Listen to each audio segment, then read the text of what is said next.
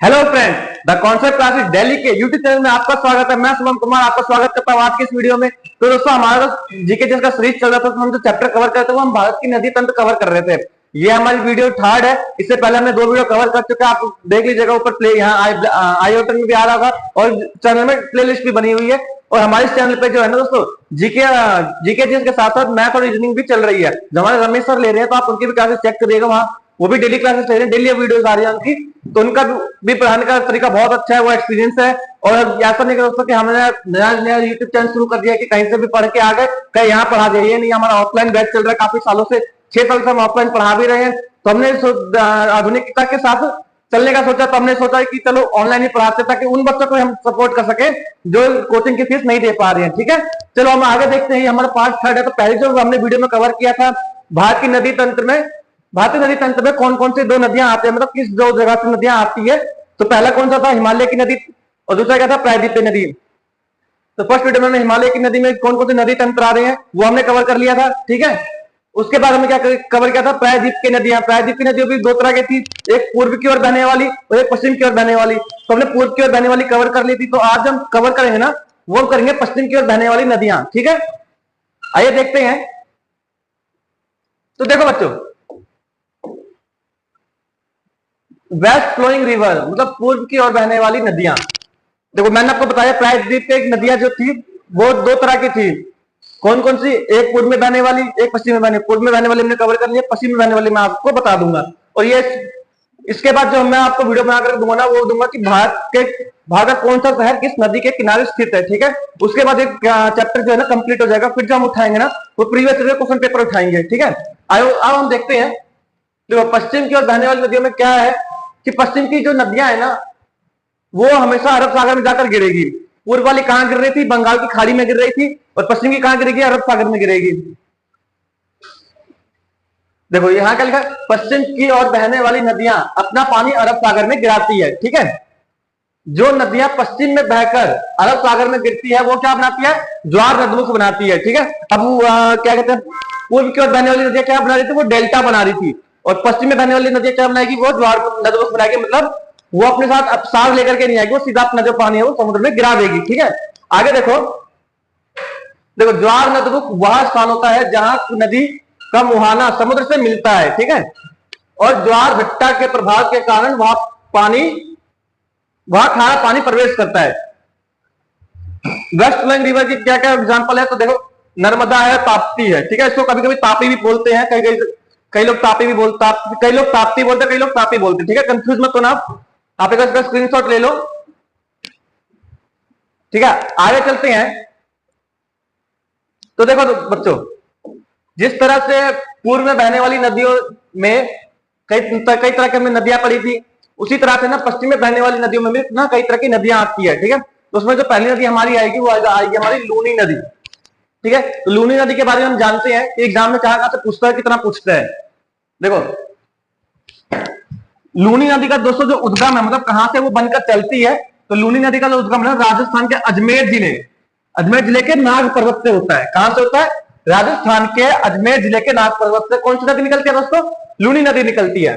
आगे देखो, लूनी नदी की कुल लंबाई कितनी है, 495 किलोमीटर। एग्जाम में पूछा जाता है कहा कि कौन सी नदी कितनी लंबी है, तो लूनी नदी कितनी लंबी है दोस्तों, 495 किलोमीटर लंबी है। आगे देखो, लूनी नदी राजस्थान और गुजरात के क्षेत्र में बहती है।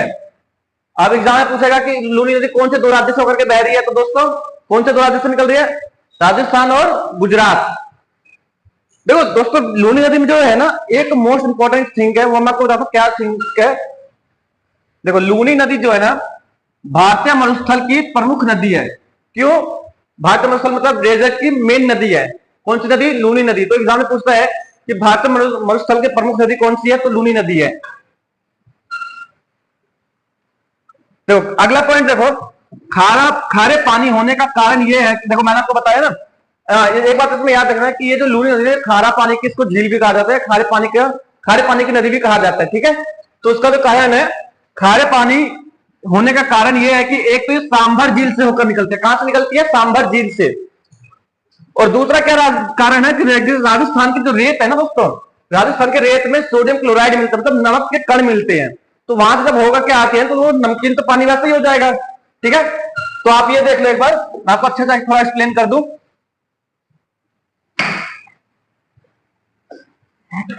देखो कौन सी नदी सबसे खारे, किस नदी को खारे पानी की नदी कहा जाता है, तो लूनी नदी को कहा जाता है। ये आप क्वेश्चन लिख लीजिएगा। ठीक है, खारे पानी होने का कारण क्या है, तो एक तो ये सांभर झील से होकर गुजर रही है। ठीक है, दूसरा राजस्थान के रेत में सोडियम क्लोराइड है, मतलब नमक के कण पाए जाते हैं। तो नमक के कण दोस्तों, अगर आप पानी में नमक मिलाओगे तो पानी नमकीन हो ही जाएगा। ठीक है, आगे हम देखेंगे, पहले आप इसका स्क्रीनशॉट ले लो। देखो आगे चलते हैं, लूनी नदी में और क्या जानने लायक है सर, वो तो बताओ। तो देखो और जो जानने लायक है ना, जो एग्जाम में आपके एग्जाम पर कुछ पूछे जाते हैं, वो है लूनी नदी एक अंतःस्थलीय नदी है जो किसी सागर में नहीं मिलती है। अच्छा, तो एग्जाम में क्वेश्चन क्या पूछेगा कि ऐसी कौन सी नदी है जो अंतःस्थलीय, मतलब सागर में नहीं मिल रही है, वो अंदर ही, भारत के अंदर अंदर ही रह जा रही है। ठीक है, तो कौन सी नदी है दोस्तों, लूनी नदी है।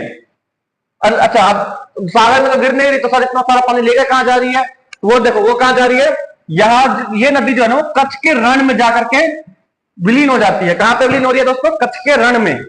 कच्छ आप जानते होंगे, तो कच्छ के रण में कौन सी नदी जाके विलीन होती है, लूनी नदी। लूनी नदी की सहायक नदियां कौन सी है, ये आप याद रखिएगा। देखो ट्रिब्यूटरीज जो रिवर्स होती है ना किसी भी रिवर की, वो एग्जाम में पूछा जाता है। ठीक है, तो आप याद करके जाना कि कौन सी किसकी सहायक नदी है। मैं आपको साथ साथ कवर भी करवा रहा हूं, तो आप नोट्स बनाते चलिएगा। ये नहीं कि आप वीडियो देख रहे स्क्रीनशॉट ले रहे, उससे कुछ नहीं होगा। स्क्रीनशॉट दोस्तों वो होता है कि आपको बार बार वीडियो नहीं देखना, आपने स्क्रीनशॉट ले लिया आपके फोन में, आप बाद में नोट्स बना लेते। मैं जो बोलूंगा कि आप साथ साथ में नोट्स बनाते चलो। ठीक है, देखो कौन कौन सी सहायक नदी है, जोजरी, सुक्री, मांडी, मित्री, जवाई। देखो कौन कौन सी सहायक नदी है, जोजरी, सुक्री, बांडी, मित्री, जवाई, इसकी सहायक नदियां हैं।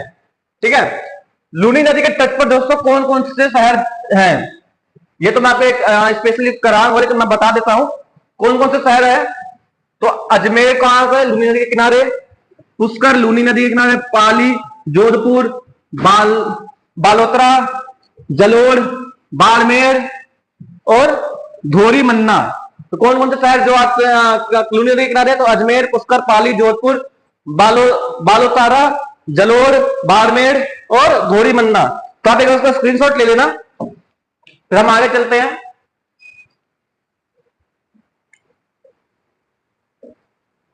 देखो हमने ये तो पहला पढ़ लिया कि पश्चिम की ओर बहने वाली नदियों में पहली नदी कौन सी थी, लूनी थी।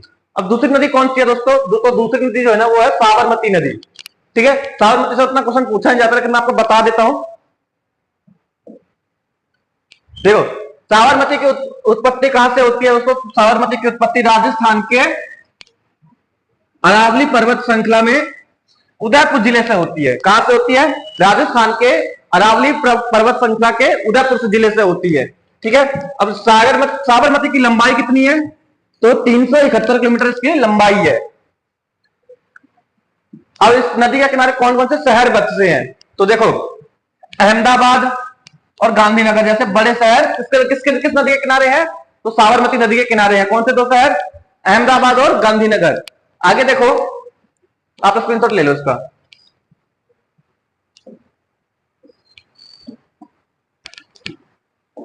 देखो हमारी जो तीसरी नदी है ना, वो है महानदी।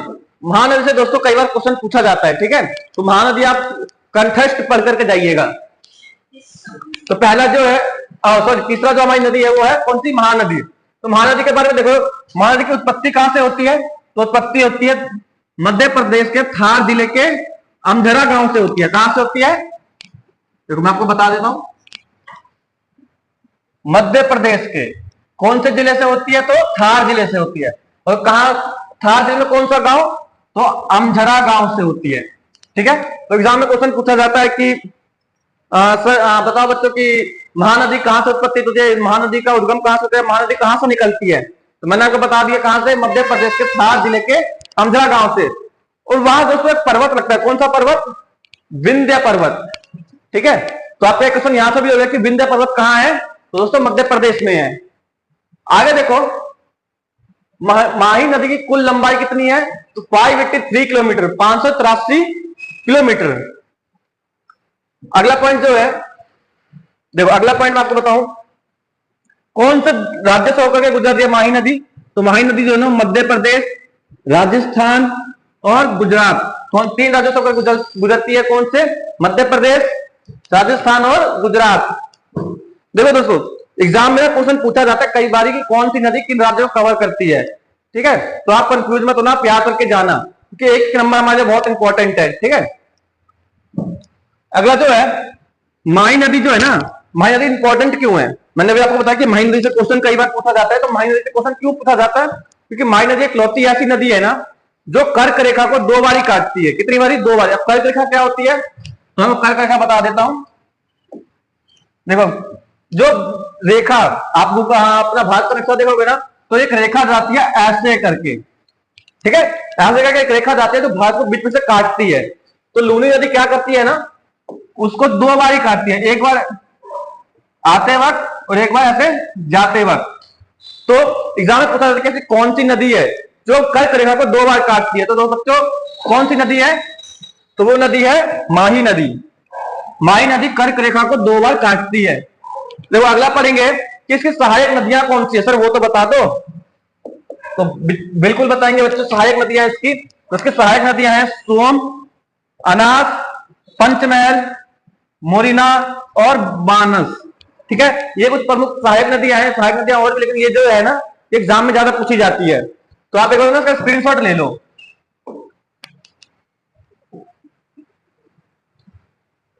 तो अगले की तरफ चलते हैं। तो हमने 3 कवर कर लिए।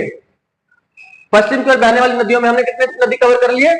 3 नदी कवर कर लिए, ठीक है? साबरमती, और कौन कौन से कवर किए हमने? अभी हमने ये वाला कवर किया, क्या कहते हैं, माही नदी कवर किया। उसके पहले क्या कवर किया हमने? लूनी नदी। तो हमने 3 कवर कर लिए। अगला देखो, अगला 4th जो नदी है हमारी, देखो नर्मदा। नर्मदा दोस्तों अपने आप में एक बहुत इंपॉर्टेंट नदी बन जाती है, नर्मदा। या अपना अलग से इस पे ना क्या कहते हैं, सर्कल या स्टार या कुछ ऐसा जिससे आपको ये लगे ये इंपॉर्टेंट नदी है। तो देखो क्यों इंपॉर्टेंट है मैं बता दूंगा। इसके पहले से पॉइंट जान लो आप। इसकी उत्पत्ति कहां से हो रही है दोस्तों? तो मध्य प्रदेश के कहां से? अमरकंटक पठार से। तो एग्जाम पूछा जाता है कि नर्मदा नदी का उद्गम कहां से है? तो मध्य प्रदेश के कौन से पठार से? अमरकंटक।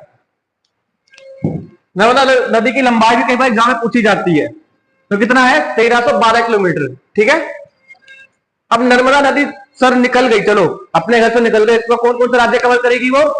तो ये राज्य कवर करेगी, मध्य प्रदेश से निकल गए तो मध्य प्रदेश कवर करेगी, महाराष्ट्र कवर करेगी, और कौन सी कवर करेगी? गुजरात। 3 राज्य कवर करेगी, ठीक है? अब इसकी सहायक नदियां तो बता दो साहब। पूछता है भारत क्या? भारत पूछता है कि नदियों की सहायक नदी। तो नदियों की सहायक नदियां याद करो, बंजर, शेर, तवा। देखो तवा बहुत इंपॉर्टेंट नदी है, कई बार एग्जाम में पूछा जाता है तवा किसकी सहायक नदी है? तो किसकी है दोस्तों? नर्मदा नदी की सहायक नदी है, कौन सी? तवा। और हथनी, कर्म, उर्जन, ये कुछ सहायक नदियां हैं जो किसकी सहायक नदियां हैं? आपकी नर्मदा नदी की सहायक नदियां हैं, ठीक है? अब मैंने आपको शुरू में बोला था कि नर्मदा नदी अपने में एक बहुत इंपॉर्टेंट नदी है। क्यों इंपॉर्टेंट है? क्योंकि ये नर्मदा भारत की सबसे लंबी पश्चिम में बहने वाली है। पश्चिम में बहने वाली सबसे लंबी नदी कौन सी है? नर्मदा। तो इसलिए ये इंपॉर्टेंट हो जाती है। तो आगे देखें, एक स्क्रीनशॉट ले लो आप। अगला जो है ना वो है हमारा ताप्ती नदी। देखो कई लोग इसको तापी भी पढ़ते हैं, कई लोग ताप्ती भी बोलते हैं।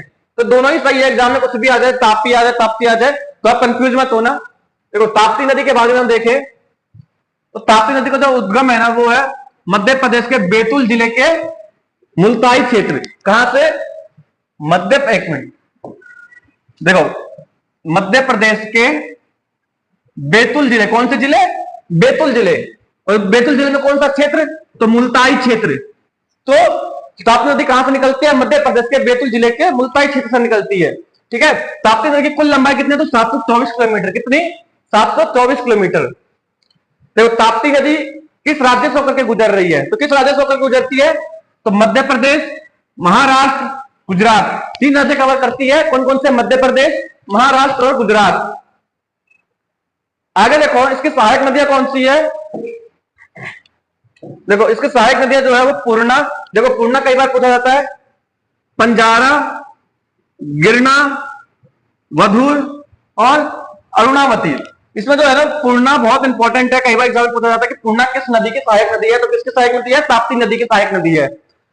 आगे देखो नर्मदा और महाई के साथ पश्चिम की दिशा में बहने वाली प्रमुख नदियों में से एक है, कौन सी नदी? ताप्ती नदी, नर्मदा और माही नदी के साथ। आगे चलते हैं, तो देखो ये जो 5 जो अभी अब तक हमने कवर किए ना, ये 5 तो होते हैं मोस्ट इंपॉर्टेंट, जो बड़ी बड़ी नदियां थी। अब कुछ छोटी मोटी नदियां भी है, एक बार ये भी हम देख लें इसका, माही ताप्ती नदी में और कौन कौन से पॉइंट है, ठीक है। ताप्ती नदी के किनारे कौन कौन से शहर बसे हैं? तो बुरहानपुर, भूसावल और सूरत किसके किनारे बसे हैं? तो ताप्ती नदी के किनारे बसे हैं ये। ताप्ती नदी की कुल लंबाई मैं आपको बता दी 724 किलोमीटर है। ताप्ती नदी कौन कौन से राज्यों से होकर गुजर रही है? तो मध्य प्रदेश, महाराष्ट्र और गुजरात। उसकी सहायक नदियां कौन सी है? तो पूर्णा, पंजारा, गिरना, वधूर, अरुणावती। और किसके साथ बहती है? तो नर्मदा और माही के साथ बहने वाली पश्चिम की एक प्रमुख नदी है। आगे देखो, देखो आगे, अब देखो 5 जो मैंने आपको अभी तक नदियां बताई ना, कौन सी? लूनी, साबरमती, माही, नर्मदा और ताप्ती। ये 5 नदियां तो दोस्तों बहुत इंपॉर्टेंट नदियां की बड़ी बड़ी नदियां हैं। अब एक जो छोटी मोटी नदियां जो एग्जाम में पूछ लेता है, तो एग्जाम में जो पूछता है वो पूछता है मांडवी। मांडवी का तो स्रोत कहां से है? मांडवी का जो स्रोत है कर्नाटक के पश्चिमी घाटी में स्थित है, जो गोवा में प्रवेश करती है। कहां से निकलती है? कर्नाटक के पश्चिमी घाट से, और कहां जाती है? गोवा जाती है। ये किसके साथ जिससे होकर गुजरते हैं? कर्नाटक, गोवा, महाराष्ट्र में बहुत कम लगती है, लेकिन महाराष्ट्र में लेकर चलेंगे। मांडवी नदी की कुल लंबाई कितनी? तो बस 81 किलोमीटर, मतलब 80 की रफ्तार से बाइक चलाओगे तो 1 घंटे में पहुंच जाओगे, ठीक है, लेकिन चलाना मत, डेंजरस है। और जिसमें देखो 81 किलोमीटर की कुल लंबाई है ना, तो इसमें से 32 किलोमीटर जो है ना वो गोवा में बह रही है। कहां बह रही है? गोवा में। पणजी जो गोवा की राजधानी है ना, पणजी, वो जो गोवा की राजधानी है वो भी कहां स्थित है? किस नदी के किनारे स्थित है? मांडवी नदी के किनारे स्थित है। तो देखो मांडवी के बारे में मैं आपको एक बात बता दूं, मांडवी जो है ना उसको गोवा का क्या कहते हैं? गोवा का आर्थिक वो कहते हैं, क्या कि गोवा, सॉरी, पणजी का ना आर्थिक स्टेबल उसी नदी के भाग से वो है। जो भी काम होता है उसमें पानी की जितनी सप्लाई है उसी नदी के थ्रू होती है, जो भी पीने का हो, जैसे भी हो, ठीक है। तो ये चीज इंपॉर्टेंट है। अब एक चीज देखो, इसकी प्रमुख सहायक नदी कौन सी है? किसकी? मांडवी की प्रमुख सहायक नदी कौन सी है? तो कोंडी, सारा और मापूसा नदी इसकी सहायक नदियां हैं, ठीक है। ये आप याद कर लीजिएगा, इतना पूछता नहीं है ये सब। मेन जब 5 बड़ी नदियां प्रसिद्ध वो हमने आपको ऊपर करवाई दी। आगे देखो शरावती,